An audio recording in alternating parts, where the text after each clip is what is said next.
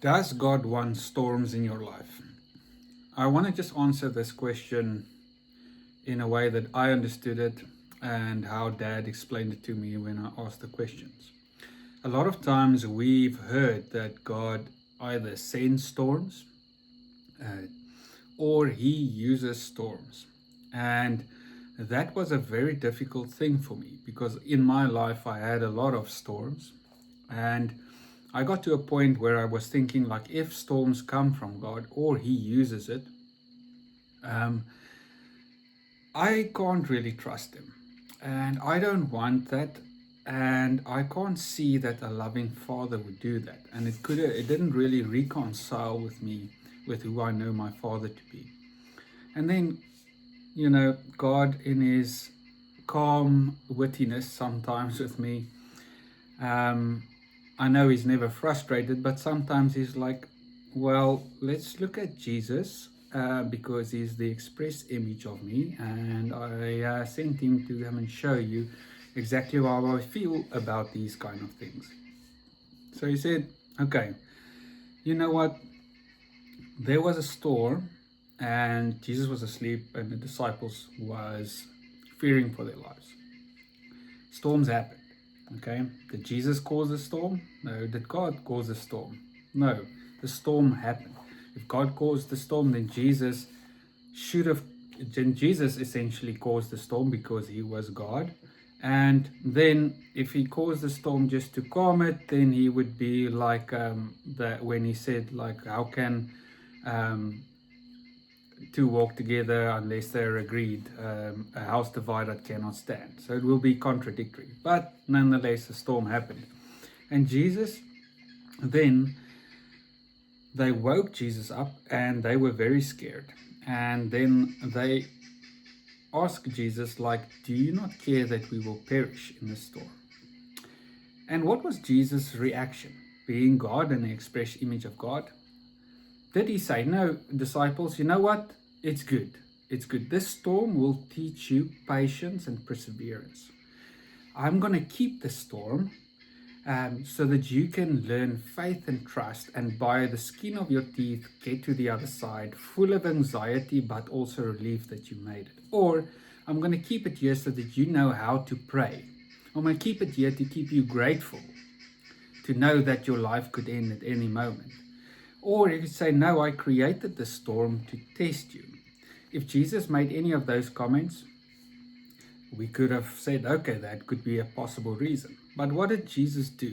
No, He immediately rebuked the storm and said, peace, be still. Very simple. He didn't have to fight it. He didn't do anything. He said, peace, be still. And it was immediately calm. And they were amazed.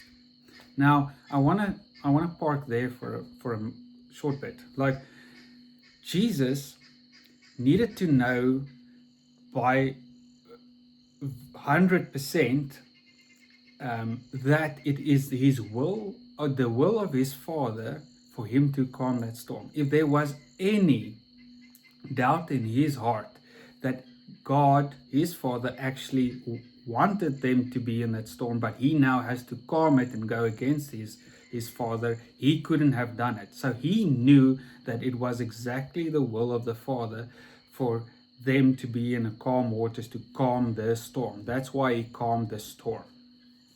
So if you wanted to understand what's God's will for storms in your life, it's for it to be peace, be still, to calm it. He doesn't want you to live through it. And a lot of people like to glorify it, and a lot of people can't explain what they've gone through other than blaming it on God and the storms in his life on God. That's the one thing. The other thing that happened is Jesus rebuked the disciples for not doing it. Now, a lot of people say, oh, He rebuked them for their little faith of not doing it. And yes, that's also true. After spending so much time with Jesus, Jesus telling them, listen, what I can do, you can do. You can cast demons out, you can heal the sick. What if I can do something, you can do something? Why haven't you calmed the storm? But I think there's a deeper meaning here, and this is what Dad actually told me. He said, it's less, I think, the ability of them to believe that they could do it. It was more, and I think he spoke to me, I don't think they 100% believed that if they did it, they would be acting in the accordance of God's will. So if they knew with 100% certainty that it is not God's will for them to be terrified in a storm, they could have said, this is rubbish, I am going to calm the storm, or at least I'm going to try. But they didn't do that. They went to Jesus and they first asked him, do you not care that we will perish? So they weren't sure about his will. They was uncertain in that moment. Jesus, we think we're going to perish. It seems like you're not caring. Maybe you don't care, one, that we would perish. Two, that we live in this anxiety. Three, maybe it is your will that this should happen.